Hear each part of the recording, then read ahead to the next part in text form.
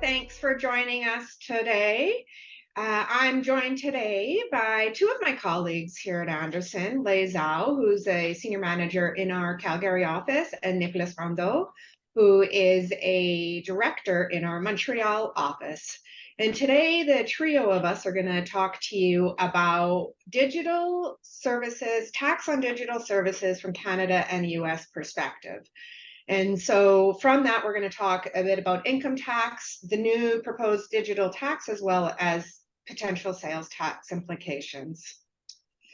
So to kick off, just some housekeeping items here. You do, as we are registered for NASBA for you to get CPA, throughout the webinar, there's going to be a few polling questions that you need to participate in order to receive your credit for CPA or CPE, sorry. If you have any questions throughout the webinar, we have a couple of our colleagues, Francis and Efferlin, who are moderating in the background. You'll see on the screen there's a Q&A. Just feel free to type your questions into there, and if it's something they can answer quickly, they will answer it. Otherwise, at the end of the webinar, we will stay on for a bit to take a few questions, depending on the time that's remaining. We generally stay for about 10 to 15 minutes afterwards to do some questions. At the end of the survey, you're going to receive an email with a link to a survey. We ask that you please take a little bit of time to complete that survey for us to let us know how we've done today, as well as any future topics that you may want to see in Andersen Tax 101, as well as within our new series, the Biz Tax webinars. And finally, if you need some closed captionings, you'll see at the bottom of your screen, there's something that says live transcript. If you want to just click that, you'll have the subtitles coming up for you to be able to read throughout our webinar. So as I mentioned, today we're going to take a bit of time to talk about what is the impact of all of this new world of digital and from a tax perspective. So we are going to talk briefly on the proposed Digital Services Tax Act here in Canada, as well as different rates and thresholds that exist for sales tax, income tax, and the digital tax in the various different jurisdictions that exist between Canada and the United States. We're going to talk briefly about sourcing for income tax purposes as opposed to sourcing for sales tax purposes, because there is a differentiation in that when you're carrying on business in different countries. And then also finally, just what are the sales tax implications to having revenue from the different jurisdictions? And so I'm going to kick it off here first. I'm going to start us off talking about our new proposed Digital Services Tax Act. So this tax act was first introduced back in 2021 when kind of everybody started talking about it in the world. How do they create tax revenue from any type of digital services that exist? Because generally those aren't captured by permanent establishment rules, which I'll talk about in a little bit. And so a lot of countries, as we move to this new digital world, are starting to lose a lot of tax revenue because they're not able to have a physical product that's crossing a border or a warehouse or an office or salespeople that are creating all of these presences that used to exist. So many countries, and I believe it's actually up to about 150 countries right now, are looking to impose some form of digital services tax.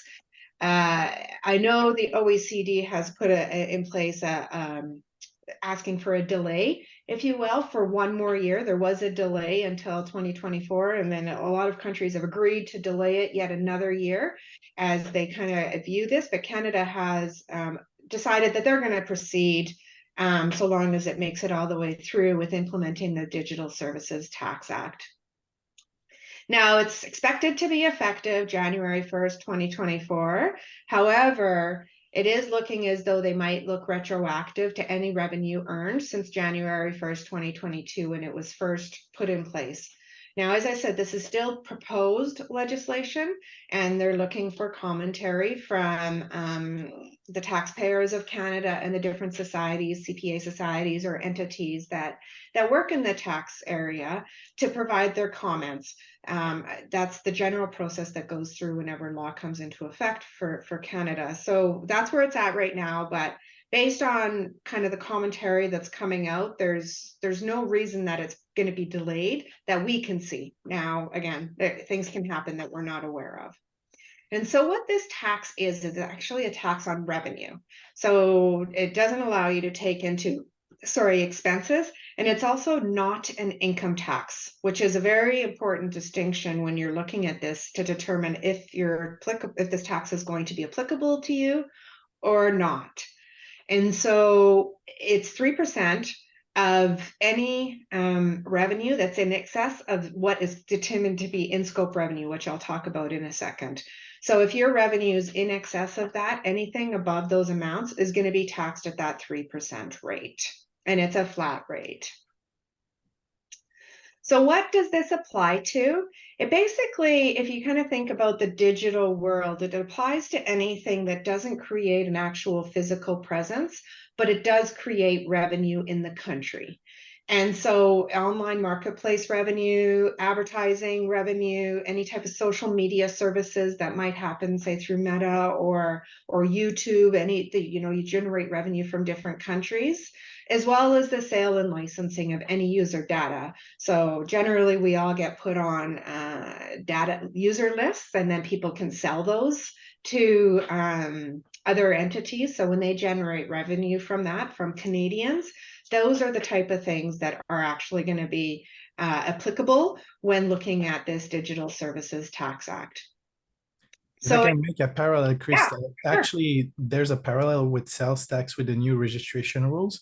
Okay. And those are similar type of supplies that the government are looking to tax for sales tax. So whenever you're in those scope of services, you have to question, is it taxable for sales tax too? I'll talk in greater details later, but it followed the parallel of the DST. Yeah, exactly. So and I think, Lei, from your side, you'll be talking about it from the U.S. perspective as well, that it's everybody's just looking, how do we get our revenue? Because we've lost a whole bunch of revenue, not having any more physical products. So how do we get our revenue back? And right now they're looking at the digital services tax. And Lei talked about that in the U.S., about the jurisdictions in there, and Nicolas about the Canadian sales tax implications. And I mean, this tax is only going to be applicable to very large enterprises generally. It's not aimed to be against the small to medium, different type of enterprises that are out there, or maybe some sole proprietors that are out there doing business.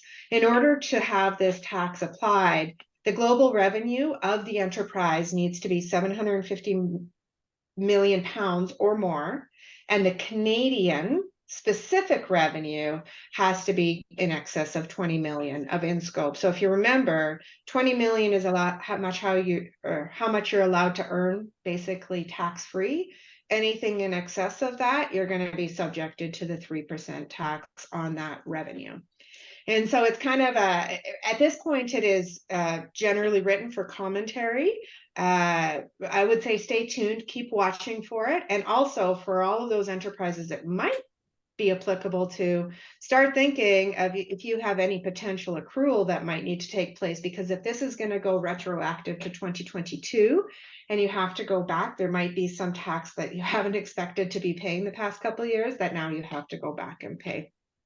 And so again, proposed, if you want to comment it, I would go to the Canada Revenue Agency. There's a document on there, and it shows you where you can provide comments, and anything that you're concerned about with respect to this, you're free to provide those.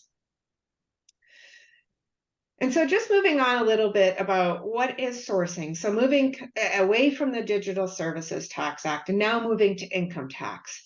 And a lot of times people come to us and say, I'm not doing business in Canada, or I'm not doing business in the US, because the concept in their brain of doing business is they don't have an entity there, or they don't have employees there. And that actually isn't the case when you're looking at the domestic laws to determine if you are having a filing a requirement and if you're doing business in a country. Canada and the U.S. have slightly different terminologies that they use. Canada talks about carrying on business in Canada. U.S. talks about effectively connected income when you're carrying on business. But in essence, those thresholds are actually fairly low. As soon as you start earning revenue in a country, you have a filing obligation generally.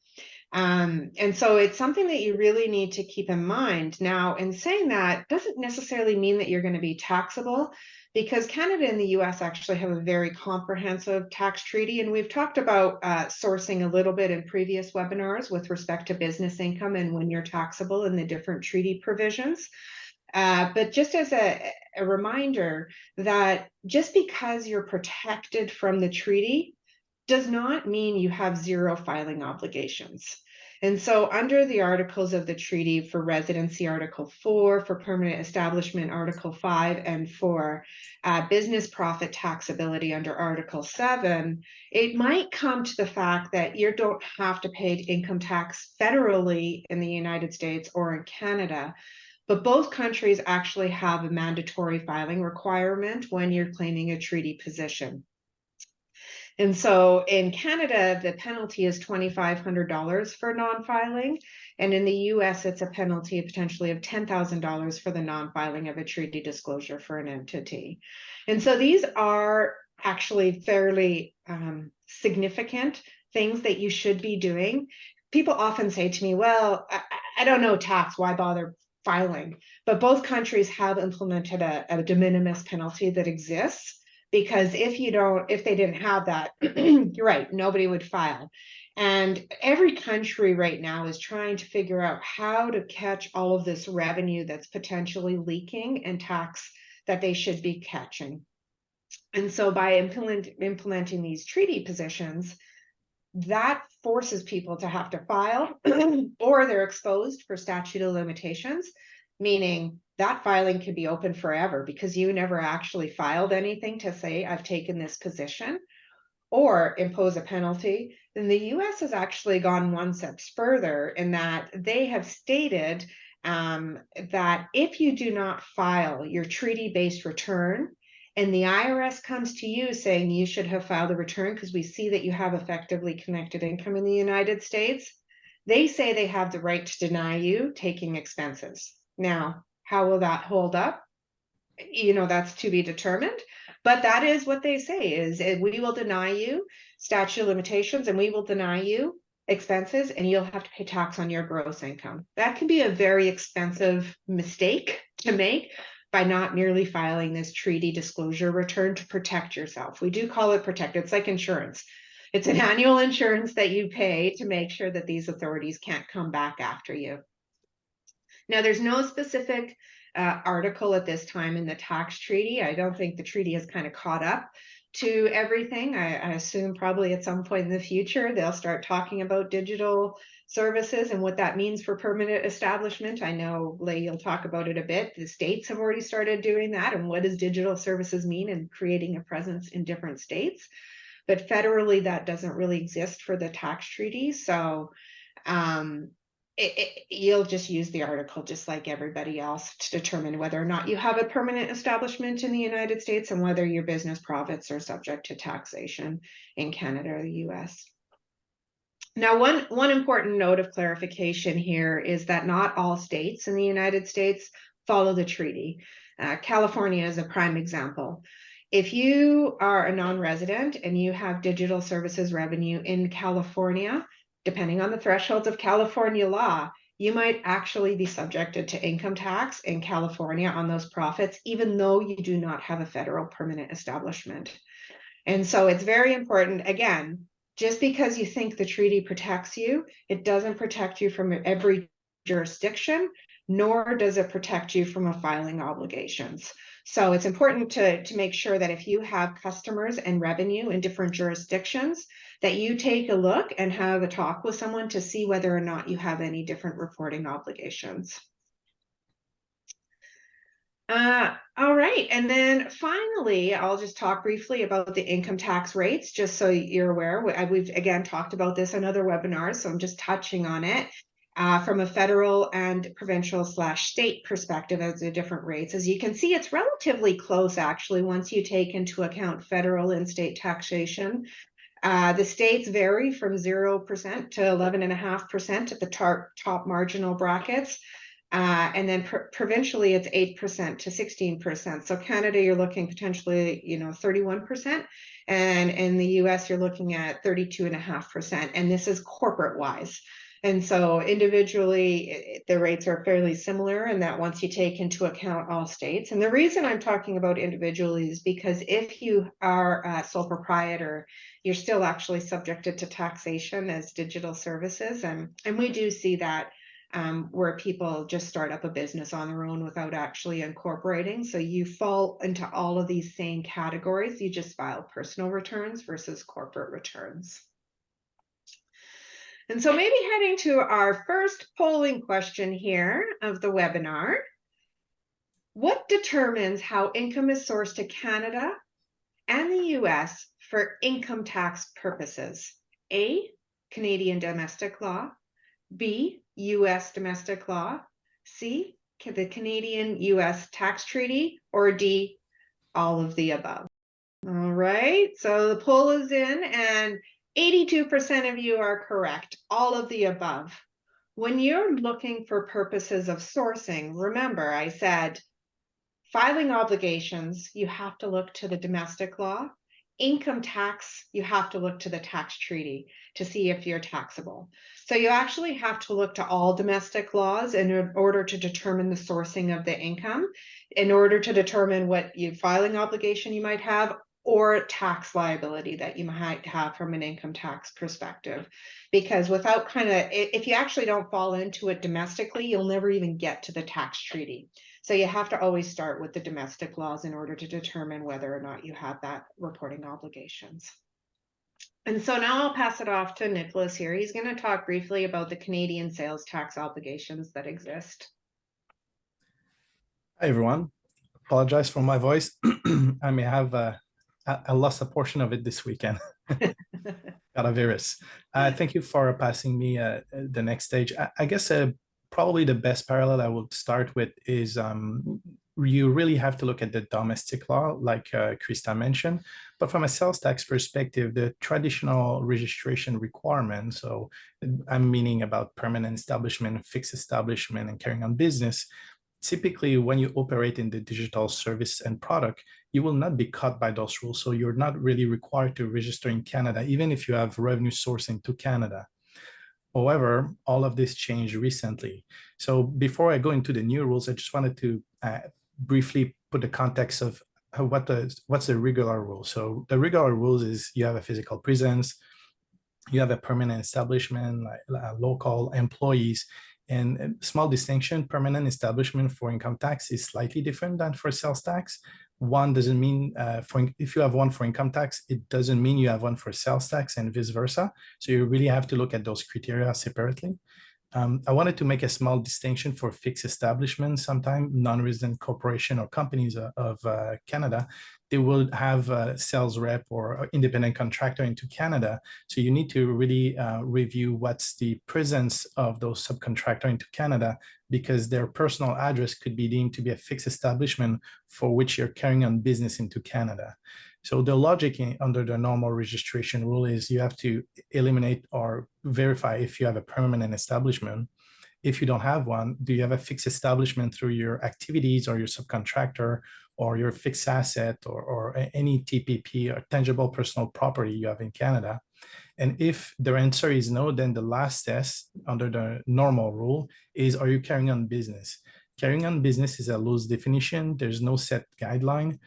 There's a couple of criteria that the tax authority will look at, but depending on your business model, the tax authority will assign a different weight to those criteria. So for example, if you're in a software business and you have server located in Canada, that would be a significant presence in the eyes of the tax authority. So you really have to carefully review the fact and pattern of your business. Now, the new rules for Canada sales tax essentially came into play in July 2021 for GST. And typically those rules, like Krista mentioned, the government's trying to recoup some revenue and level the playing field for Canadian consumer. So for example, previously somebody like a company like Netflix was not required to register in Canada for sales tax because no employee, no permanent establishment, no fixed establishment, they're not carrying on business. It was really just providing intangible property or streaming services into Canada.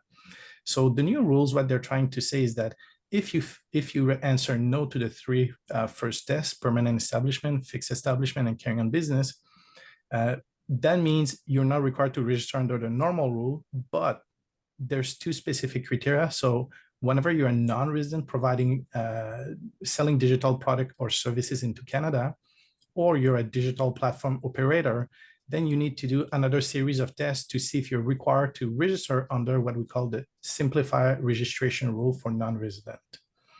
So before going into detail, I just wanted to show briefly a bit the map of Canada in terms of sales tax, because obviously we have many less tax jurisdictions than in the US. Just before I go to that slide, Nicolas, so I think it's, I mean, you said it earlier that this has nothing to do with the tax treaty. This is if you have revenue in Canada and you meet the threshold, you potentially have to register and collect in certain circumstances, right? Like regardless of anything else, it's just do you have Canadian customers? Absolutely. So if you're not carrying on business in Canada, but you're what we call a digital platform operator, and I'll talk a bit more details later on, or you're selling digital product or services, then yes, there's additional tests. You may be required to register and collect tax either at the federal level, what you call could also be at the provincial level. And we have in total 5 tax jurisdictions. So you really, yeah, thanks for the map. So the federal level is, I think the best way to approach it is a level 1 tax. There's different rate depending where, which province or territories. And the criteria that I talk about, the new registration rule, is really enforced at every tax jurisdiction. So the federal level have their own rules, Quebec have their own rules, and the 3 western provinces of Alberta, of Saskatchewan, Manitoba, and British Columbia have also rules for non-resident, either for digital product, digital services, or even for digital platform operator. And I'll go into the distinction. So whenever you're one of those type of business, you really have to be careful and go into a bit more details of what exactly you're supplying in Canada and what's your source of revenue, because that will be the indicator whether or not you're required to register under the new simplified rules. It doesn't mean it's automatically required, but there's certain type of transaction that the government is aiming to really force non-resident that would not be required to register under the traditional rule. They're forcing them to be registered, like the Netflix tax. So I can, if we go to the next slide, I'll give a brief example of what it means. Sure. And just for filing reporting here, you talked a bit about the GST, PST, and HST. In Canada, it's all reported on one return, or is there multiple returns? That is a good question. So there's really 5 tax jurisdictions in Canada. So potentially you could have to file 5 different sales tax returns. So one of the federal level, one for Quebec, and one for each of the PST province, BC, Saskatchewan, and Manitoba. And I guess one of the things you need to be aware is that generally the threshold for registration is $30,000 worth of sale. But for Saskatchewan and Manitoba, there's no threshold. So as soon as you make $1, you have to register technically. Interesting. All right. So like I mentioned, so there's really 2 categories of business or company that the tax authority are aiming. So what we call a specified non-resident supplier. So it just means that you're a non-resident of Canada and you're not carrying on business in Canada. So typically you have revenue from Canadian source, but you're not required to collect sales tax. The other one that they're trying to aim is a digital platform operator. So essentially the best example or comparison will be Amazon. So Amazon sells a lot of product into Canada, but they're not necessarily the owner of the product. They're facilitating the transaction between a seller and a buyer, and the buyer happened to be in Canada. So for the tax authority, it's easier to go after the Amazon and force them to collect the tax than to go to all the client of all the seller that Amazon has a contact with, which could be tens of thousands of people. So that's a way for the government to limit their work and ensure compliance for Canadian consumer. So those are the 2 types of business. Now, even if you're in that field of business, doesn't mean that you're required to register. You really need to look at what type of transaction, or what we call in sales tax, what type of supplies you're providing into Canada. And this is where the determination is super important, because as a summary, I would say that the government is trying to aim B2C transaction. So whenever you have an individual buying products from you, digital service, product, or intangible personal property, this is where the government want to make sure that the consumer, the end user, pay tax. So example, software, right to listen music, streaming, video, ebook, all of those categories typically fall into what we call specified supply or intangible personal property. And those type of supply are the one that the government want to target. So if you have those supply, then the last test to do to determine if you're required to register under the simplified rule is who's your customer. And your customer, we call them specified Canadian recipient. And the reason there's a definition is that the government didn't want to go through the easy logic of saying it's just B2C versus B2B. So B2B, typically, you're not going to fall into those rules. B2C mean consumer, so individual not registered for GST. And that's what they're trying to target, to collect sales tax on those transactions. What we need to be careful about business not really familiar with those rules is that the government will deem that a business to business transaction where you don't have a proof that your customer is registered for GST, the government will deem that it's a B2C transaction. So for example, if you do, I don't know, you have a platform and you provide access to a website with database for an hospital, for example, in Canada, an hospital in Canada is not necessarily registered for GST. So that means your supply to that hospital, which could be seen as a business, is in fact a supply to a consumer. So you will be required to collect tax on that transaction. Now, it's very important when you do those type of transactions that you need to constantly evaluate who you're selling to, obtain the documentation about their GST registration status. And there's similar rules for QST and PST in the Western province, but I'll not go into the details because you need to maintain the Is there a specific form for that information, or how do you just need to ask them, are you registered? Correct. You just need to obtain their GST registration number, and Right. the CRA provide a website where you can verify that this number is active as of the date you obtain it. Yeah. This is really important because the simplified regime for non-resident, whenever you collect GST, in fact, it's not really GST per se, because in Canada, it's a value-add tax system. So whenever a business makes purchase of property or services, they pay GST, but they can recover it as an input. Whenever a business pays GST from a simplified registration non-vendor, so a vendor that's registered under the simplified rule, they will not be able to recover that GST because it's not deemed to be an input tax credit. So any business that you're charging GST without verifying if they're a GST registrant, potentially they could get assessed and denied all of those credit. And the only way for them to recover it is to go after the original supplier. So you'll have to issue credit notes and so on. So it's really important to make those distinctions. I think if you're providing any type of intangible or service or digital service good. And maybe one last comment here is that unfortunately, and I think it's the same in the US, but each provincial tax authority or the federal tax authority have different perspective on what is a digital good, what is a digital services. And sometimes, for example, in BC, some ebooks might not be taxable because they're for educational purpose, while ebook for say entertainment, just for normal reading, it will be taxable. So there's nuance and specificity for each tax jurisdiction. So you really need to review what's your business model and where you fit within those rules to make sure that you don't have an obligation to collect tax, because the government they send letter to non-resident asking them what's your business and are you aware of the new rules. So they're really active in that field from an audit perspective. Interesting. Have you seen the Canadian authorities do any type of initiatives? I know from an income tax perspective, they're doing a lot of initiatives right now to catch non-reporters and non-filers. Do you see the same type?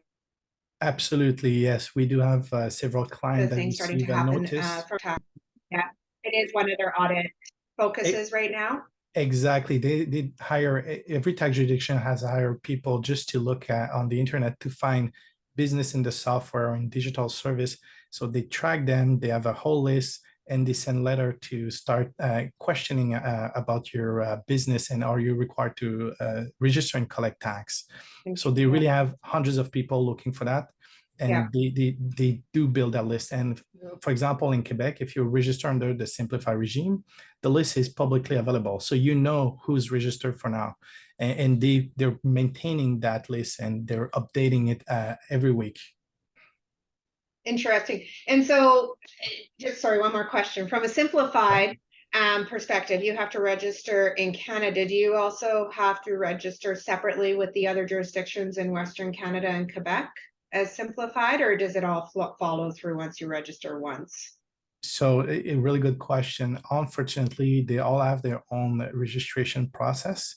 They do have similar rules. They may sometimes the terminology is a bit different, but you really need to inquire with the 5 different tax jurisdiction. Essentially, it depends what's your sourcing of revenue. So if you have specified customers or individual not registered for GST or QST in Quebec, then you need to look at the federal level and the provincial level. In Alberta, because there's only a federal level that will deal with the CRA. BC, there's 2 levels, provincial and federal. So you really need to know where's your customer located. And actually, one of the main issue I would say of our client right now is they don't really have the infrastructure to really collect the information. Where are those clients located? And the CRA kind of provide some guideline of how to determine the residency of your customer, such as the IP address, the credit card associated address. So they have some measure, but it's not perfect. But the more the technology advances, the more the tax authority will figure out a way to force you to determine where's the place of supply or the location of your customer. And if you cannot provide it, well, the GST typically have some rules that says just charge the highest rate, essentially, which could be 15%. It makes me think of Netflix right now with their non-sharing. I bet you part of that also plays into their tracking of IPs because it's where's the revenue if there's being shared in multiple countries that could get difficult, right? So absolutely, yes. Shall we move to the polling question here? Yes. So as an unresident entity that is not carrying on business in Canada, do you think it is required to register to collect and remit GST, HST on supplies of digital good and service to Canadian consumer? And make sure you click submit on the poll. You have to answer it and then click submit. I know there might have been a couple issues happening with the last polling question. So. Oh, 55 out of 64 said yes. So yes is the right answer. As soon as you sell digital supply to or digital good or services to individual consumer, be very careful. Anything that's subscription based typically trigger a registration requirement to the extent that you sell for 30,000 or more for GST, HST, of course. Yeah. And then 0, what was it? 0 for which provinces again? 0 for Saskatchewan and Manitoba, and $10,000 for BC. So the threshold are very low. Awesome. All right. Thank you. So I'll pass. Lei will talk about the U.S. sales tax implication. Thank you, Nicholas. So now let's chat about the sales tax in Canada's largest trading partner, the United States. As Krista and Nicholas mentioned earlier, sales tax doesn't have the same rules as income tax in the U.S. as well. And also, unlike Canada, there's no simplified registration regime in the U.S. So, and you will know just following with me. Even though there's no federal level sales tax in the U.S., each individual state governs its own sales tax. So there are also state, city, county, municipality level sales tax. So in total, the U.S. has over 13,000 tax jurisdictions. That's crazy to me. 13,000. Oh yeah, 13,000. Out of 50 states and the District of Columbia, only 5 states don't impose any sales tax, including Alaska, Delaware, Montana, New Hampshire, and Oregon. There are also about 30 states level sales taxes on various types of digital or electronic goods and services, but not on all these goods and services. According to So you mean Avalara, like some states have it on ebooks, but some don't, and so every state kind of picks which one it's going to tax? correct. Yeah. Yes. So yeah, that's also the reason. So we say there's no single definition for digital goods and services because 50 states plus district, each one has its own tax laws. Also, according to Avalara, approximately 16 states generally exempt digital goods and services from sales tax. But these services may impose other taxes. For example, California applies a local utility users tax to streaming services, and Florida applies communications services tax to video and music streaming. So then, as we listed, there are other common examples for the digital goods and services, such as ebooks, music, mobile applications, software, electronic collection of consumer data, and digital advertising. I would also like to mention a couple more examples. Probably more and more companies now specialize in software as a service, or SaaS. So SaaS uses the internet to deliver subscription software services, which are managed by third-party vendor. Examples, applications as AAS, everybody knows, and we also mentioned a couple times by Nicolas, Netflix. Netflix is a subscription-based streaming service provider that provides online streaming of movies and television series. There are also like Shopify. It's very popular among the Canadian businesses. It's a Canadian multinational e-commerce platform for online stores and retail point of sale system. Also, Spotify, we can't really live without. It's a Swedish music streaming and medium services provider. Dropbox, it helps us create and store shared cloud content along with the other traditional files. If I can interject here just quickly, a parallel with Canadian tax, yes, we talk often SaaS, and sometime in the US, it could be taxed as a software as a service. But for Canadian sales tax rule, it could be deemed to be a digital platform operator. So it's not because you think that you're in a particular type of business that the tax authority will classify you in the same category across US or Canada. So that's why you need to really understand how it works in the country that you're sourcing revenue to make sure that you don't have those obligations, even if it's the same business model on both country, but tax authority view it differently. So you have to be careful. Yeah, we often say on all our webinars, Canada and the US seem very similar in many ways, but when it comes to tax, they're actually very different. Yeah. So true. Yeah, that's right. Especially there are 50 states in the US, so That's you right. never know which one tax. Yeah. Okay, one last example I want to mention is AWS, Amazon Web Services.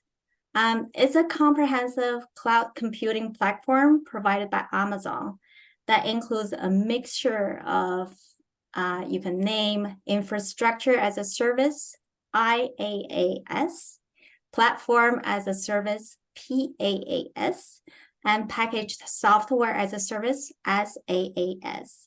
So AWS services can offer an organization tools, like computer power, database storage, and content delivery services. So what about the sales tax in all 50 states and districts? For example, for all these three services, like IaaS, PaaS, SaaS, the revenues from these are not subject to sales tax in California, but they are all subject to tax in District of Columbia. So that's just to summarize our conclusion. There's no single definition for digital goods and services, and there's no two states having the same tax law on sales tax. That's right. We actually have a whole department down in the U.S. that all they focus on is sales and use tax. That's all they do. And same, Nicolas, in Canada here with your people, all you focus on is indirect tax because there's so many different laws just on its own. Yes. Yeah.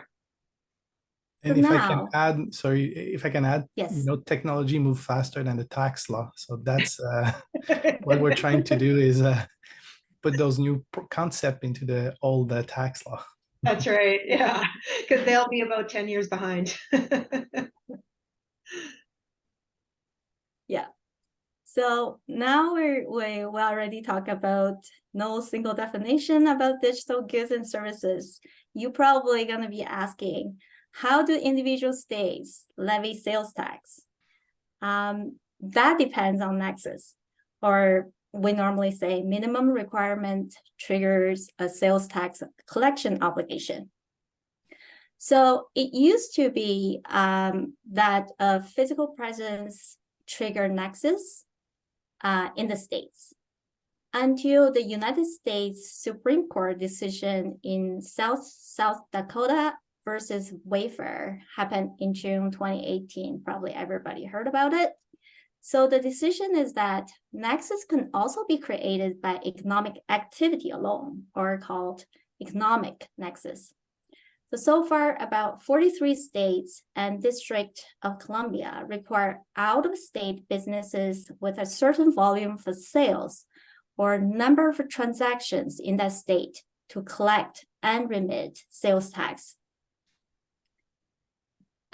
Where the digital goods and services are subject to sales tax, you probably want to know how to source each sale of electronically transferred products, because the nature of the digital goods, as we just discussed so far, the sourcing can be more complicated than sourcing sales of tangible goods. So think about how we shop online. When you take a vacation in Hawaii, you can download a music album from Spotify. Or when you visit a friend in California, you share photos using Dropbox. So in general, sales of digital products follow destination sourcing rules in the U.S. Either the location where the buyer first uses a product or the buyer's billing address. However, the sourcing rules within the state may also vary depending on where the seller and buyer are located when the transaction occurs. Next slide, please. I think I'm already there. I already moved in. Yeah, Sorry. You're there. Yeah, you're ahead. So out of 50 states and districts, so Maryland actually made the most headway. They enacted 2 tax laws.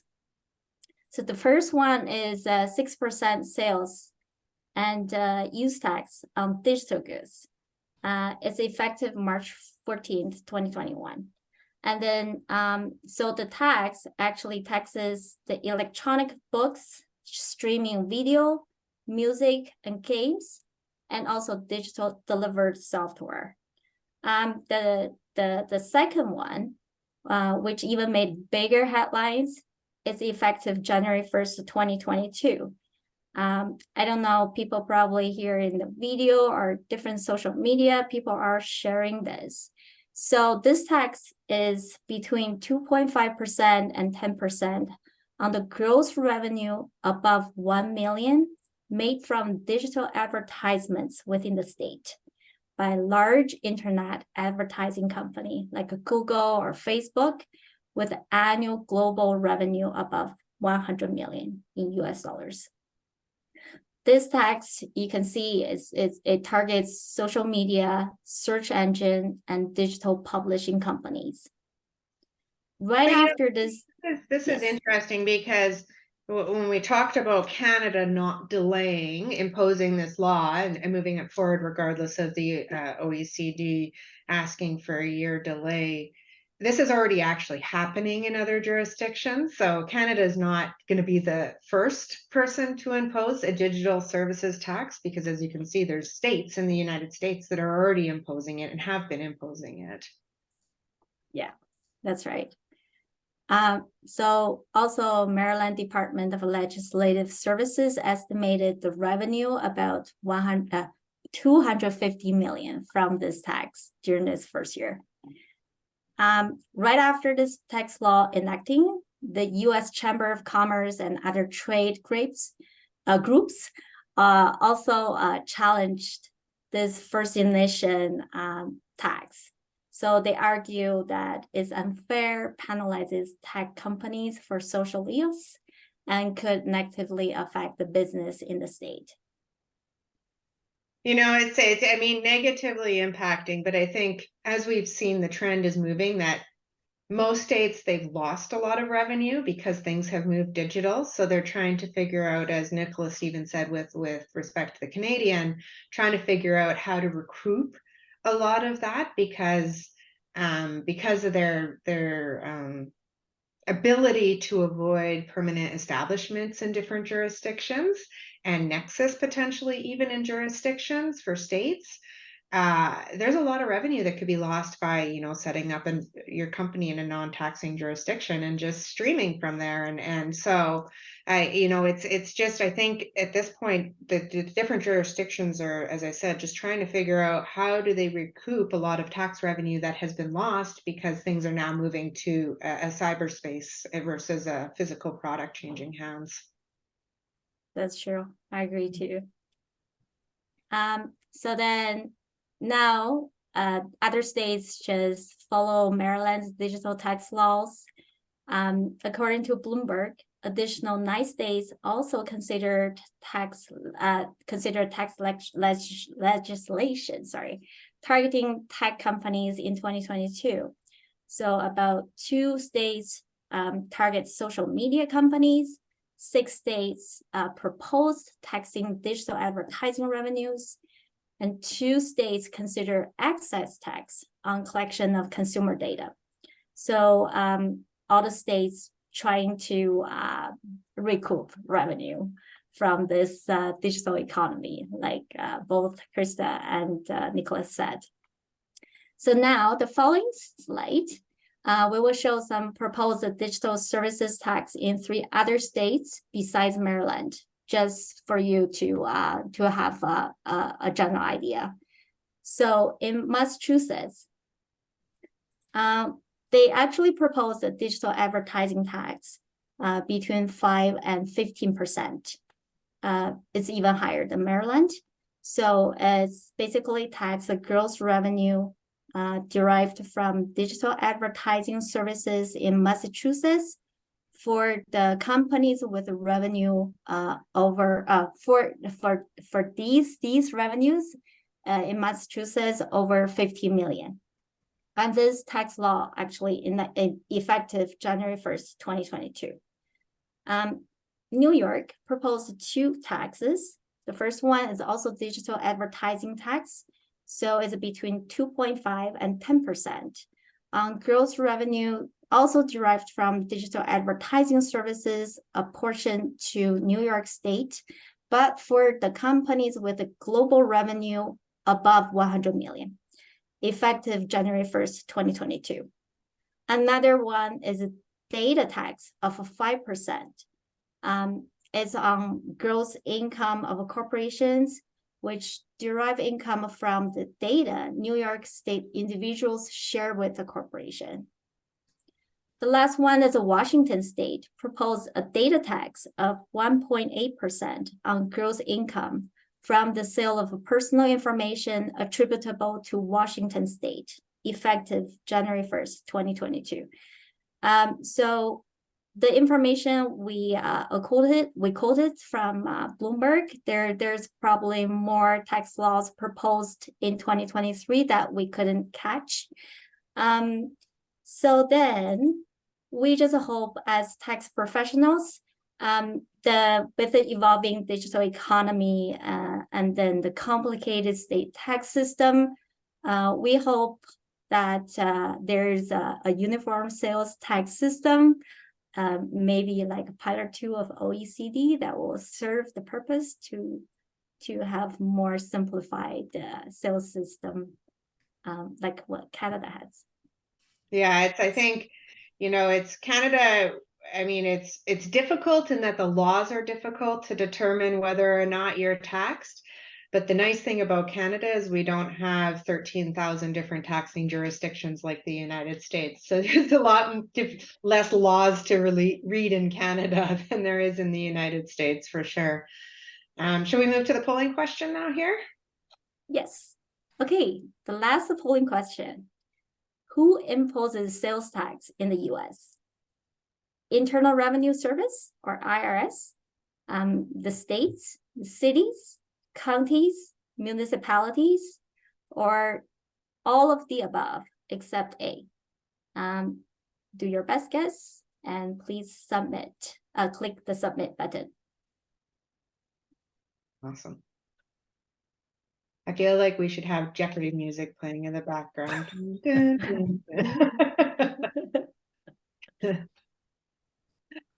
I know what I would answer to that question. Yay! 88% of audience answered the last answer, which is correct. Yes. So there's no federal level sales tax in the U.S. So then only at the other level, starting states, cities, municipalities, or all these local taxes. So that's all for my part. Back to Krista. Thanks, Lei. Appreciate it. So as you can see throughout this webinar, Lei talking about the U.S. State and municipalities, cities, their different jurisdictions for sales tax and new digital tax that they've enacted. Nicolas, who spoke a lot regarding the Canadian indirect tax implications for GST, QST, HST, PST, all of the different thresholds that need to be met and exist. I mean, at the end of the day, what this just tells you is that, and even from when I talked about the income tax perspective and the new digital services tax that's proposed, what this says is that if you're earning or if you have customers in another jurisdiction aside from your home country, don't assume that you don't have to collect that tax just because you don't do business in that country, according to what the terminology on the street sometimes is. The thresholds are actually quite low in a lot of different jurisdictions. As Nicolas said, some of them are zero. So it's important to make sure to talk to someone who understands the cross-border implications of doing business or having customers outside of your country, because you could be caught by multiple different regimes and reporting requirements that exist. And as I alluded to at the beginning of the webinar, if you do nothing, you leave the enterprise or the company open forever to scrutiny and audit from the different jurisdictions, which can be a lot more expensive. So I wanted to add something, Krista, because I think you touched something very interesting. Because let's say you sell in Canada and you should have collect tax and you didn't collect tax because you sell to an individual consumer. You really have to be careful, because if for some reason at some point in time, after a year or 2 years or 6 months, you figure out you need to collect tax, it's going to be really difficult to collect back the tax from the past. So the government or the tax authority will expect you to pay the tax even if you didn't collect it, because there's an assumption that you are responsible enough to do business in the country. You need to assess your tax obligation. So that could be a direct hit to the P&L. That's true. And that's both from a U.S. perspective and a Canadian perspective. They're not going to say, oh, you didn't collect it, don't worry. They're going to say, well, we still want our money and you should have gotten the right advice if it's kind of cost of doing business, I guess, if you will, right? And so as I stated at the beginning, make sure to complete the surveys for us, please. We really do appreciate the comments that we get on those surveys and suggestions for future topics within Tax 101, as well as our Biz Tax webinars. We will stay on here for probably 5 to 10 minutes to take a few questions that you might have, but I just want to thank Lei and Nicolas for joining me today on this webinar, and call on Francis, who has been in the background with Evelyn moderating some questions, to see if there's any questions that you might have. Good morning, everyone. Yeah, first, thank you, Krista, Nicolas, and Lei's presentation today. We see some questions from our audience here. The first one is, as a advertising agency, we bought medium from Indeed for our clients in both Canada and the U.S. We currently do not charge GST for U.S.-based digital advertising. Will this change after the new tax law on the digital service? So if just to clarify, it's a Canadian company that has Canadian and U.S. Clients that they're doing digital advertising for. And so their question is, do they have to charge GST on the services provided to U.S. consumers? Nicolas? Correct, yeah. Okay, thank you for clarifying. Is the first part. No, there's provision. So I guess the first thing is, if you're have a P in Canada or carrying on business, you need to collect tax on all taxable supply made in the course of commercial activity in Canada, meaning anything you sell or you source in Canada is subject to the tax. So whenever you're a Canadian corporation that sells to US, typically there's those are fall under the exportation rules, so they do not attract tax. The right term is zero rated, taxable at 0%, but it's a good thing to verify, because I don't have the specific of your business. Sometimes you can be precluded from having that relief provision when you sell to non-residents, so it might still be taxable. Usually it's not, but it really depends on the fact pattern. So the government is really trying to tax transaction with individual consumer in Canada. Yeah, I think, and with respect to the new digital services tax, depending on your thresholds, you might be subjected to that in the US. If your consumer is in the US, it's actually the US sales tax and US digital tax that you need to be concerned about, whether or not you meet the thresholds in the jurisdictions of the consumers down there. And maybe you should be having to register and pay and filing that US-based treaty return to protect you from doing business in the United States. So I think that's where you need to look at, is if the consumer is in the US, are you subjected to the US digital services tax and US sales tax? Thank you.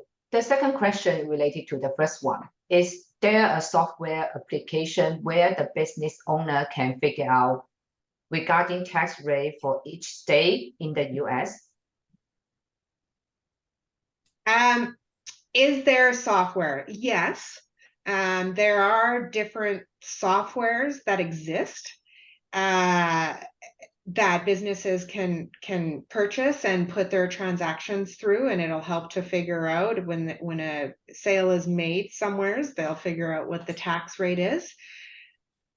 I would not 100% solely rely on that, because as Nicolas said earlier, things change so fast. Software companies and tax laws try to keep up to date with as things are changing. We have had instances where some people tried to rely on software and they still miss something. So I think it's important to, if you have a lot of jurisdictions and quite a high revenue in the United States, either someone within your company that specializes in that, to make sure that they're reviewing it on a frequent basis to ensure that it's right, or working with a tax professional, at least just to review to make sure there's no kind of gaps and holes. And I know we do that from a Canadian indirect perspective, where we will go in and kind of quote unquote audit you to make sure that you can pass an audit. That exists from US tax perspective as well. And it's just kind of again, another insurance that you have to make sure every once in a while. But yes, there are different softwares out there that exist, but we're probably not going to promote any different softwares, because I don't want to get in trouble promoting one and not another, but they do exist. Thank you, Krista. Okay, so this should be the last one. Okay. Okay, yeah. Does the B2B GST registration number for tax credit apply for Canadian companies selling in Canada? I'm not sure exactly which angle, but whenever you're a Canadian company and you sell in Canada, typically you'll have a PE or you'll be a resident of Canada. So you'll be required to register for sales tax for GST perspective for any taxable supply made in Canada. So any sale of goods or services. So of course, you'll need to obtain your own GST registration number. And because you are a GST registrant, that means you can recover any GST paid on purchases of services to the extent they're not excluded or they don't have limitation like meals and entertainment, and also to the extent that the documentation you receive, so the invoice, have all information that is required by the tax authorities. So to the extent all of this works, then yes, you can claim your inputs. So it's important to verify that when you pay tax from a supplier, GST, for example, you do have an invoice that is a proper document with the GST registration from your supplier. Yeah, in Canada, as you said, a Canadian company is not eligible for the simplified method. They have to pay and collect like any other Canadian company. That is correct. If it's subjected to it, so. Exactly. The simplified registration rules is only available for non-resident that are not carrying on business in Canada. But maybe a distinction, you could be a non-resident, not carrying on business, and voluntarily register for the normal rules. There's nothing wrong with that. Actually, it might be more beneficial because you will be able to claim input tax credit and you don't have to collect all the GST registration of your customer to make sure whether or not you need to collect GST from them. So that's usually what we recommend our client. Awesome. Perfect. So thanks everybody for attending again. Thank you, Nicolas and Lei. Here a couple of our upcoming webinars, the next two upcoming webinars that we're having, one with the 101 on Canadian departure tax for individuals leaving Canada. And then for our biz tax, the next one is on structuring a cross-border business. So appreciate it, everybody. Thank you very much and hope you have a wonderful day. Thank you.